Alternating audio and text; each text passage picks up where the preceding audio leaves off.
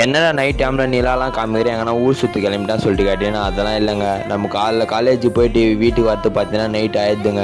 சரின்னு சொல்லிட்டு நம்ம வீட்டுக்கு போயிட்டு நம்ம சாப்பிட்டு ட்ரெஸ் மாற்றின்னு வந்து பார்த்தீங்கன்னா வந்து கொல்லி கிளம்பிட்டேங்க.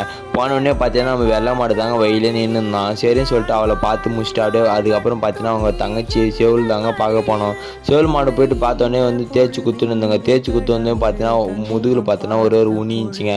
சரின்னு சொல்லிட்டு அந்த உனியும் பிடிங்க கிடச்சிட்டு அதுக்கப்புறம் பார்த்தீங்கன்னா நம்ம பெரிய கண்ணுக்கு தாங்க பார்க்க போனோம். பெரிய கண்ணுக்குட்டி பார்த்தீங்கன்னா வந்து பத்தினே இருந்தாங்க. ஏன்னா அவள் வந்து பார்த்தீங்கன்னா இன்னும் கொஞ்சம் நாளில் பார்த்தீங்கன்னா வந்து கண்ணு போட போகிறாங்க.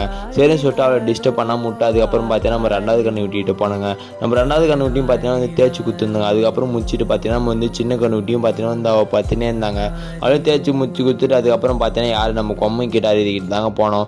போனோடனே பார்த்தீங்கன்னா நம்ம கிட்டாரி வந்து வயலே நின்று தான் சொல்லிட்டு அவனை போயிட்டு தேய்ச்சி குத்துருந்தாங்க. அவன் வந்து பார்த்தீங்கன்னா வந்து நம்ம நக்கினே இருந்தாங்க.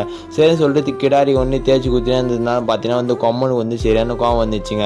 நம்ம கூப்பிட பார்த்தீங்கன்னா வந்து திரும்பியே பார்க்கலங்க. சரி வாடா கிட்ட வாடான்னு சொல்லிட்டு கூட்டம் அப்பயும் நான் வரமாட்டேன்னா சொல்லிட்டு சொன்னாங்க. சரி பரவாயில்ல என் மேலே தானே தப்பு, நான் அவனை விட்டு அவனை கொஞ்சிருந்தா சொல்லிட்டு சொன்னேன். அதுக்கப்புறம் வந்தாங்க கிட்ட வந்தான். சரின்னு சொல்லிட்டு அவனுக்கு கொஞ்ச நேரம் கொஞ்சம் முடிச்சுட்டு அதுக்கப்புறம் பார்த்தீங்கன்னா புறாலாம் வீட்டுக்கு வந்துச்சு. இல்லை நான் தான் பண்ணுன்னு சொல்லிட்டு புறா தாங்க பார்க்கலாம் போயிருந்தோம். போனோடனே பார்த்தீங்கன்னா வெயிலே பார்த்தீங்கன்னா எல்லா புறாவுமே பார்த்தீங்கன்னா வந்து உட்காந்து நின்றுச்சுங்க. அதுக்கப்புறம் பார்த்தீங்கன்னா பெரிய புறா எல்லாமே பார்த்தீங்கன்னா ஒரு புறா ஒரு ரேக்கில் உட்காந்து நின்றுச்சுங்க.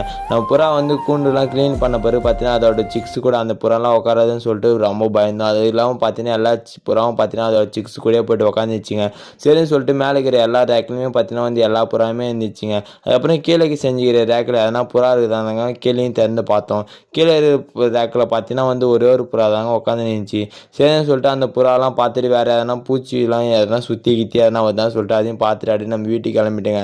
இந்த மாதிரி இன்ட்ரெஸ்டிங்கான வீடியோ வேணா மறக்காம நம்ம சேனல் வந்து சப்ஸ்கிரைப் பண்ணி கொஞ்சம் சப்போர்ட் பண்ணுங்கள். தேங்க்யூ.